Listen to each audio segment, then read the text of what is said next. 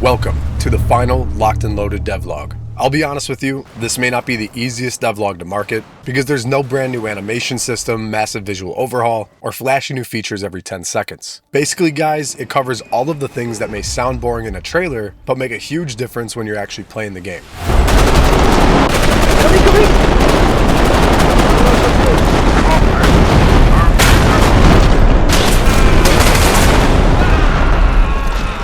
Instead, this episode focuses on the work happening throughout Bodycam, including many systems that we've wanted to improve for a long time.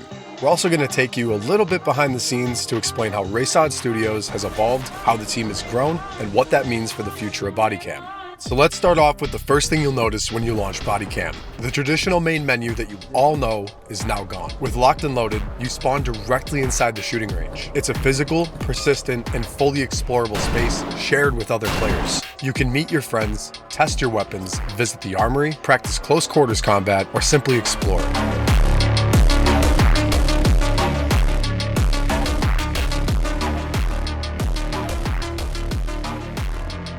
Throughout the facility, you'll also find pieces of Bodycam and Raysod Studios history, including behind-the-scenes photographs, exclusive artwork, and reviews from all of you. Our goal in mind was really simple.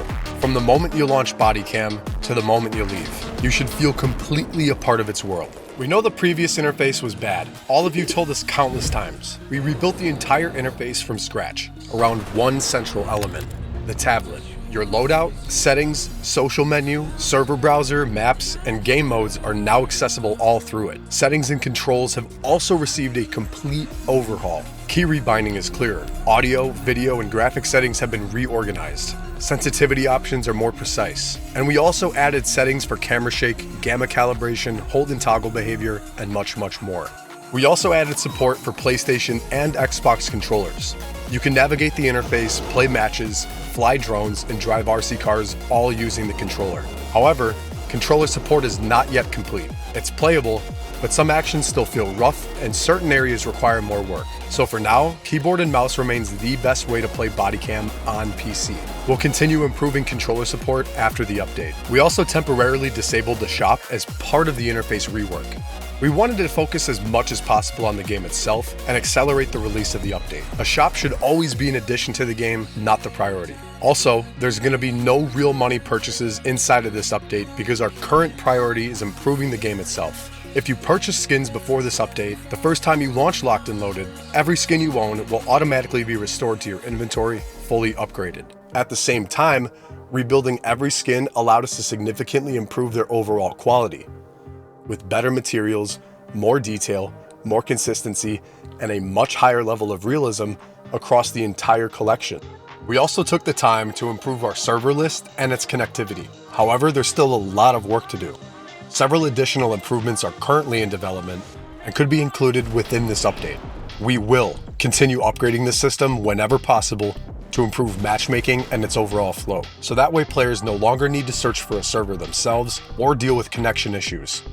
Now, for one of our most requested features since Bodycam's launch, host migration. So Bodycam currently uses a peer-to-peer system. Previously, if the host disconnected, the entire match ended, sometimes only seconds before the game was over. We know how frustrating that is. So with Locked and Loaded, when the host leaves, the game selects a new host based on connection quality and restores the latest known match state. Through the hallway. Through the hallway.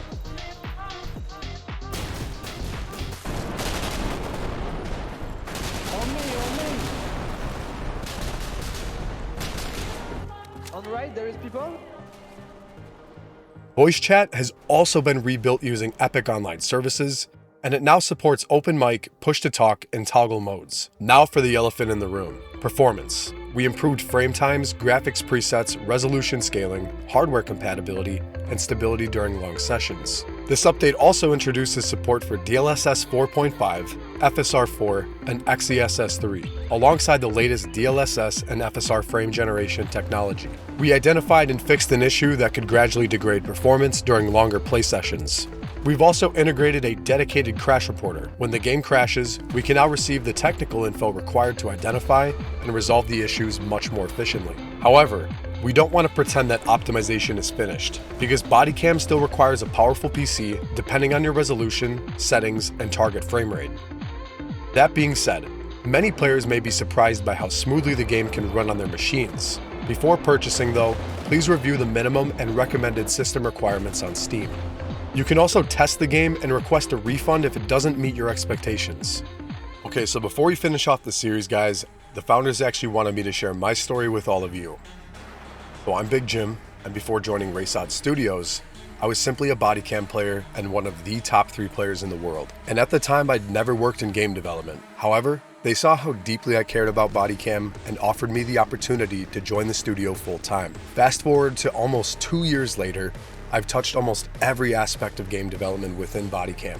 Stories like mine are a part of RaceOdd's identity. The studio was founded by Luca and Leo, who remained its youngest members. From the beginning, they surrounded themselves by incredibly talented young people and had not yet been shaped by the industry conventions. These newcomers bring fresh perspectives, challenge established habits, and constantly question whether things can be done better. This mindset is essential for a game like Bodycam.